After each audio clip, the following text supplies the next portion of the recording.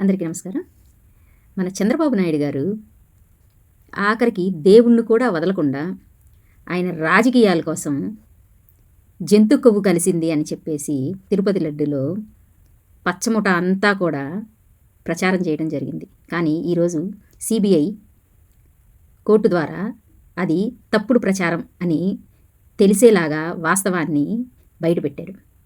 చంద్రబాబు నాయుడు గారు ఏది చేసినా జగన్మోహన్ రెడ్డి గారి మీద బురద చల్లాలి. అంటే ఆ కుర్చీకి ఉన్నటువంటి ఆయన ఇది తీసుకోలేక జగన్మోహన్ రెడ్డి గారి మీద ఈ విధంగా ప్రచారాలు చేయడం, దేవుణ్ణి కూడా వాడుకోవడం.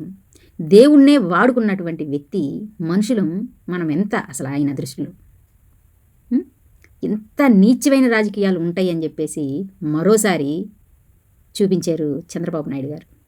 కానీ ఏది విత్తుతావో అదే నువ్వు తిరిగి కోస్తావన్న విషయం మర్చిపోకండి చంద్రబాబు నాయుడు గారు. ఏ ఒక్కటి కూడా మనుషులు మర్చిపోవచ్చు, కానీ చరిత్ర అనేది ఎప్పటికీ అలానే ఉంటుంది. నిజంగా మీరు పరిపాలన చేయాలనుకుంటే, ప్రజల కోసం చేయాలనుకుంటే, ప్రజలకి ఏం చేయాలి అన్న దాని మీద మీరు ముందుకు వెళ్ళాలి. కానీ జగన్మోహన్ రెడ్డి గారిని ఏ విధంగా ఇబ్బంది పెట్టాలా అనే ఆలోచనతోనే మీరు అక్కడే ఆగిపోతున్నారన్న విషయం మర్చిపోవద్దు.